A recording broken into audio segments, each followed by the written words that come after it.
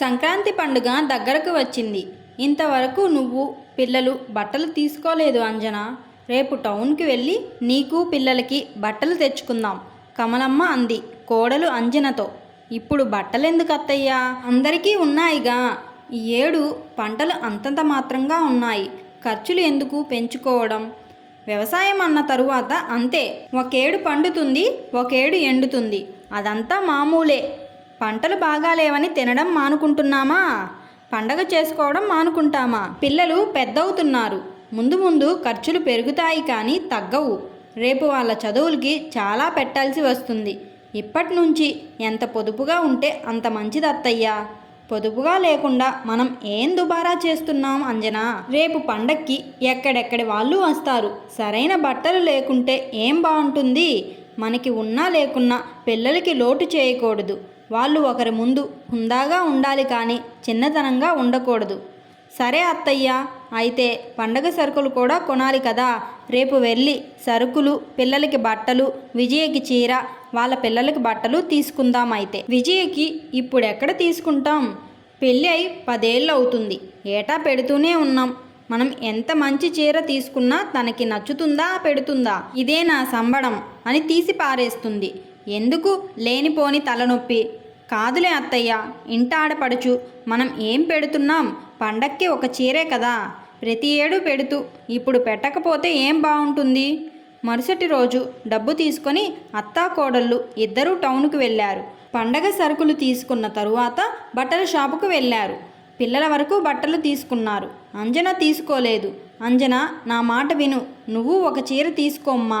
వద్దత్తయ్య, నాకు చాలా చీరలు ఉన్నాయి. నూలుగుడ్డ 100 కాలాలు ఉంటుంది. ఇంట్లోనూ బీరువాలోనూ అడ్డమే, వాటిని సర్దుకోలేక చావాలి అని అంజన ససేమీరా చీర తీసుకోలేదు. అంజన విజయకి చీర తీసుకుంటుంటే కమలమ్మ క్యాష్ కౌంటర్ దగ్గర ఉన్న కుర్చీలో కూర్చుంది.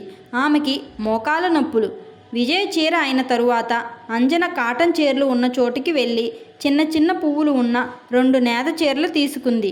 ఇలా రా అత్తయ్య, ఇవి చూడు బాగున్నాయి, నీకోసం ఈ 2 చీరలు తీసుకున్నా. నాకు వద్దు అంజన, ఇప్పుడు నాకెందుకు, వద్దొద్దు అంటూ కమలమ్మ వడివడిగా లేచి వచ్చింది అవి లోపల పెట్టమని చెప్పడానికి. ముందు ఇవి చూడు అత్తయ్య, నీకు బొత్తిగా లేవు చీరలు, రోజువారీ కట్టుకోవడానికి ఉన్నాయి కానీ దాపుడికి ఏం ఉన్నాయి. రేపు ఏ పెళ్ళికో పేరంటానికో వెళ్ళాలన్నా, పండక్కో పబ్బానికో కట్టుకోవాలన్నా ఏం కట్టుకుంటావు. ఇంటికి పెద్దదానివి, నీకు మంచి చీరలు లేకపోతే ఏం బాగుంటుంది. నిన్ను కాదు మమ్మల్ని అంటారు, ముందు నువ్వు బాగుండాలి. కమలమ్మ వద్దు వద్దు అంటున్న ఆ 2 చీరలు ప్యాక్ చేయించింది. తరువాత భర్తకి లుంగీలు, టువాళ్ళు తీసుకుందామని మరో కౌంటర్ దగ్గరకు వెళ్ళింది అంజన. చెప్పిన మాట వినవు కదా, కమలమ్మ విసుగ్గా అంటూ వచ్చి కౌంటర్ పక్కన ఉన్న అదే కుర్చీలో కూర్చుంది. అమ్మా, మీరు వరుసకి అత్తాకోడల్లా, నిజంగా అత్తాకోడల్లా? కౌంటర్లో కూర్చున్న వ్యక్తి ఆసక్తిగా అడిగాడు వీళ్ళ సంభాషణ గమనించి. ఆయనకి ఇంట్లో తన భార్య, తల్లి నిత్యం పడే గొడవలు తలుపుకు వచ్చాయి. ఏం, అత్తాకోడళ్ళు బాగుండకూడదా? ఆమె నా కొడుకు భార్య, నేను ఆమె భర్త తల్లిని. మీ సొంత మేనకోడలా?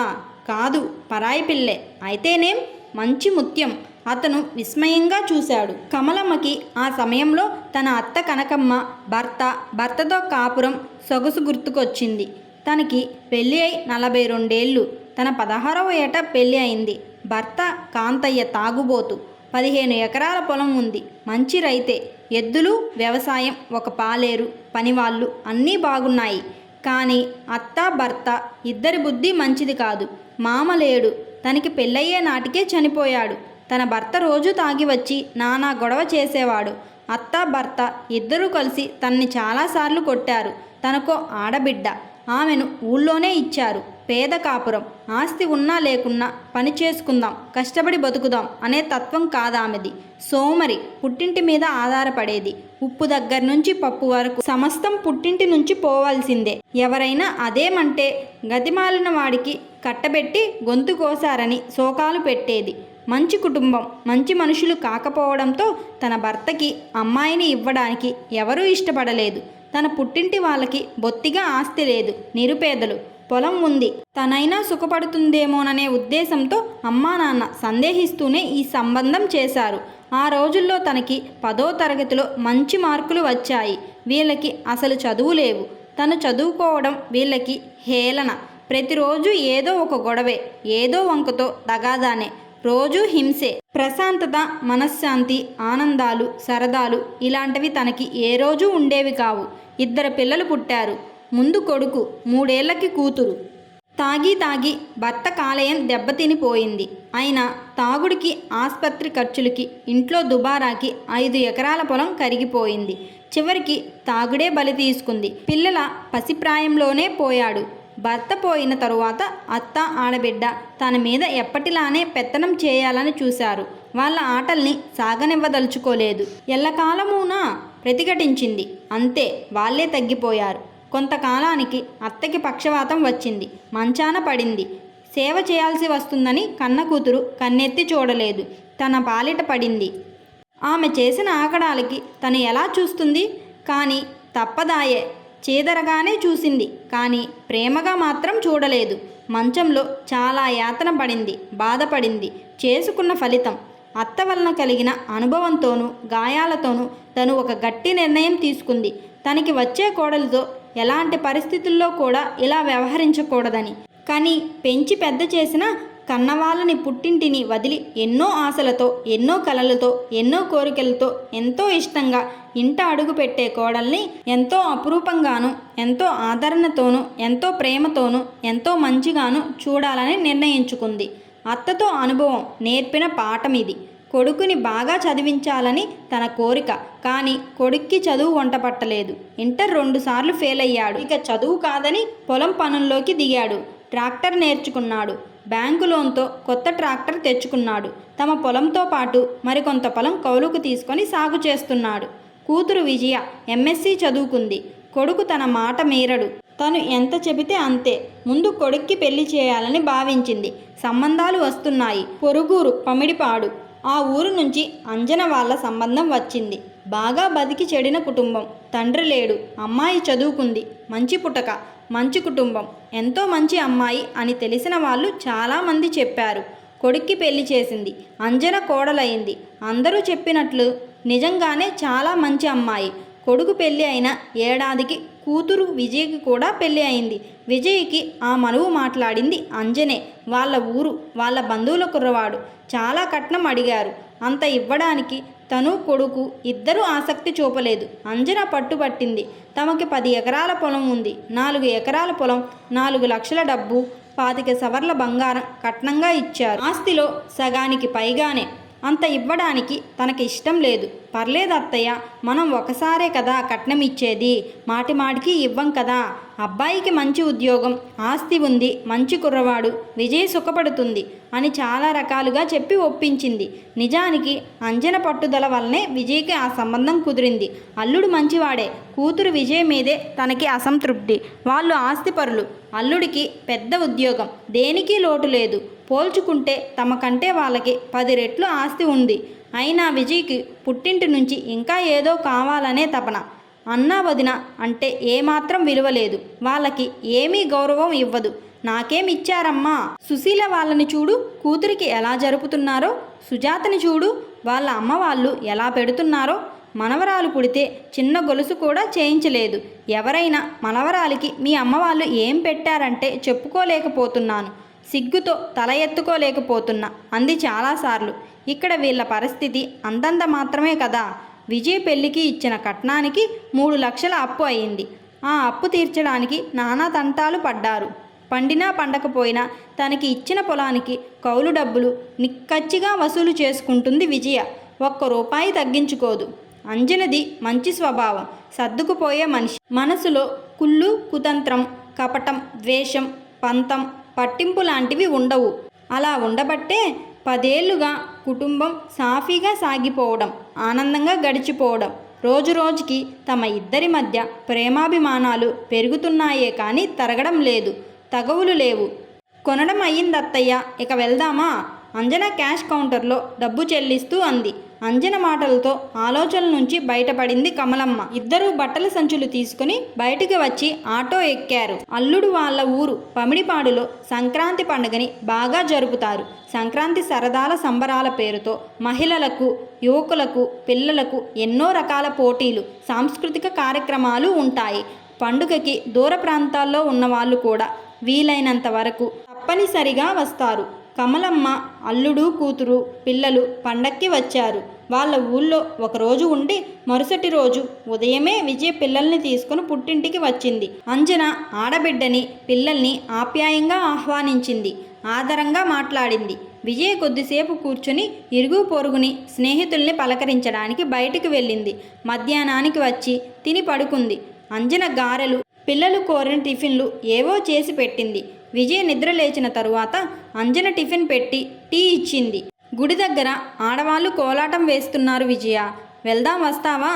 అంజన అడిగింది. ఛా, కోలాటం చూసేదేమిటి, నేను రాను. అంజన పొరుగింటి ఆమెతో కలిసి కోలాటానికి వెళ్ళింది. కమలమ్మ, కూతురు కొద్దిసేపు కబుర్లు చెప్పుకున్నారు. ఇవిగో విజయ, నీకు చీర, పిల్లలకి బట్టలు అంజన తెచ్చింది. కమలమ్మ తెచ్చిన బట్టల సంచి తీసుకొని విజయ చీర మడతలు విప్పి చూసింది. ఈ చీర ఖరీదెంతమ్మా? ఏమో నాకు తెలియదు విజయ. ఛా, ఏం చీరమ్మా ఇది? మా పని మనిషి కూడా ఇలాంటి చీర కట్టదు. ఇది నాకు వద్దు. వదిన తెచ్చుకున్న చీర ఏది? తను ఏ చీర తెచ్చుకుంటే నీకెందుకు విజయ? తన డబ్బులు తన ఇష్టం. పెళ్ళైన 10 ఏళ్ల తర్వాత కూడా నీకు చీర పెట్టాలని ఏం లేదు. ఏదో గౌరవంగా పెట్టేదానికి ఛా, చీ అంటే ఎలా?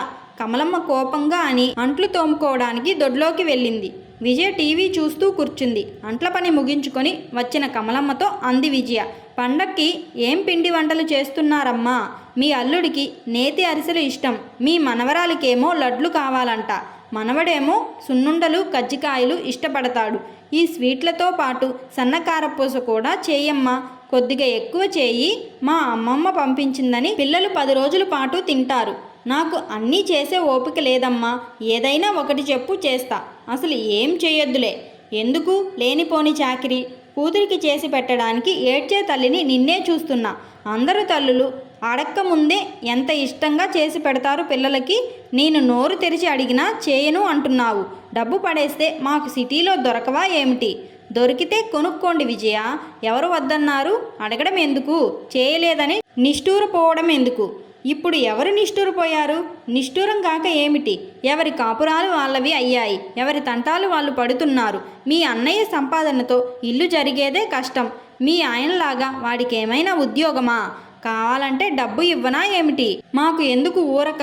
నువ్వు డబ్బు ఇవ్వడం, మేము చేసి పెట్టడం ఎందుకు? ఇదంతా సిటీలోనే కొనుక్కోండి నిర్మోహమాటంగా అంది కమలమ్మ. నాకు చేసి పెడితే కోడలు ఏమైనా అంటుందని భయపడుతున్నావా? లేకపోతే ఆవిడ గారి మీద ప్రేమ కారిపోతుందా? నీకు కన్న కూతురు కంటే పరాయి వాళ్ళ కూతురే ఎక్కువైపోయింది. మరి పరాయి వాళ్ళ కూతురు అయితే ఏమిటి? నేను ఈ ఇంటి కోడల్ని. అంజన ఈ ఇంటి కోడలే. ఆడపిల్లకి పెళ్ళి అయిన తర్వాత ఇక ఆడపిల్లే కానీ ఈడపిల్ల కాదు. మెట్టిల్లే వాళ్ళ ఇల్లు, పుట్టిల్లే పరాయి. రేపు నా ముసలితనంలోనూ ఒకవేళ మంచంలో పడితేనో నా కంచంలో కూడు వేసేది అంజనే కానీ నువ్వు కాదు. నువ్వు ఎప్పుడైనా చుట్టపు చూపుగా వచ్చి పలకరించి పోతావేమో. ఊళ్ళోనే ఉన్న మీ మేనత్త కన్నతల్లిని ఏం చూసింది? రేపు నువ్వు అంతే. అందుకే అన్నమాట. కోడలు అంటే అంత తీపి కారడం. తీపి కాక కోడలు అంటే ద్వేషంతో ఉండాలా? తగాదా పడుతూ ఉండాలా? మా అత్తగారి మాదిరిగా ఎడమొహం పెడమొహంతో ఉండాలా? అది ఇద్దరికీ మంచిది కాదు. ఇద్దరికీ మనశ్శాంతి ఉండదు. తల్లి భార్య తగాదలతో ఉంటే బయటికి వెళ్ళే మొగాడు ఎలా ఆనందంగా ఉండగలడు? నిశ్చంతగా పనులు ఎలా చక్కబెట్టుకోగలడు? అత్తా కోడలు ఎంత సఖ్యతతో ఉంటే ఆ కాపురం అంత బాగుంటుంది. ప్రేమ, అభిమానం, ఆప్యాయత, ఆదరణ ఇచ్చిపుచ్చుకునేవి. నీకు కూతురుగా ఏమి లోటు చేయలేదు కదా? మీ ఆయనకి నెలకి 1,00,000కి పైగా జీతం. మీ అన్నకు ఏడాదికి కూడా ఆ సంపాదన లేదు. నువ్వు పుట్టింటి నుంచి ఇంకా ఆశించడం మంచిది కాదు విజయ. మాటల్లోనే విజయకి భర్త నుంచి ఫోన్ వచ్చింది. వెంటనే పిల్లల్ని తీసుకుని రమ్మని.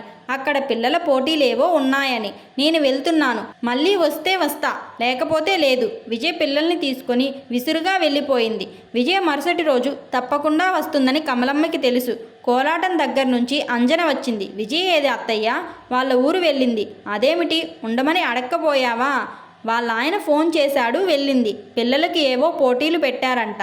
బియ్యం నానపోయినా అంజనా పిండి కొట్టించి అరిసెలు చేసుకుందాం. విజయ్ కూడా తీసుకుపోతుంది. అలాగే అత్తయ్య, నేను కూడా కాసేపు కోలాటం కాడికి పోయి చూసి వస్తాను అంటూ కమలమ్మ బయలుదేరింది. అంజన ఉందా పిన్ని అంటూ సురేఖ బయట వాకిట్లోకి కమలమ్మకి ఎదురుగా వచ్చింది. ఉంది రేఖ, తిరుపతి నుంచి ఎప్పుడు వచ్చారు? అందరూ బాగున్నారా? సురేఖ నవ్వుతూ జవాబిచ్చింది. అంజన సురేఖ స్నేహితురాలు, ఒకే ఊరు. సురేఖ ఈ ఊరి కోడలే. భర్తకి తిరుపతిలో ఉద్యోగం. కమలమ్మ కోలాటం దగ్గరికి వెళ్ళి అక్కడ చాలాసేపు నిలబడి చూసి వచ్చింది. మోకాళ్ళ నొప్పుల మనిషి కావడంతో వచ్చి రావడంతోనే పంచాలో ఉన్న మంచం మీద కూర్చుంది. లోపల నుంచి మాటలు వినబడుతున్నాయి. కొన్ని మాటల తరువాత అంజన మాటలు కమలమ్మ చెవిన పడ్డాయి. మా అత్త మంచి మనిషి రేఖ, చాలా మంచి మనసు. పైసా కట్నం తేకపోయినా, పుట్టింటి పెట్టిపోతలు లేకపోయినా నన్ను ఎంత బాగా, నిజం చెప్పాలంటే కూతురి కంటే మిన్నగా చూస్తుంది. ఏ జన్మలో ఎంత పుణ్యం చేసుకున్నానో ఇంత మంచి కుటుంబంలోకి వచ్చాను. నాది కాదు అంజన, నీదే మంచి మనస్సు. నువ్వు బంగారానివి. మామూలు బంగారానివి కాదు, మేలిమి బంగారానివి. మా ఇంటి దీపానివి. మనస్సులో కోడల్ని గురించి అనుకుంది కమలమ్మ.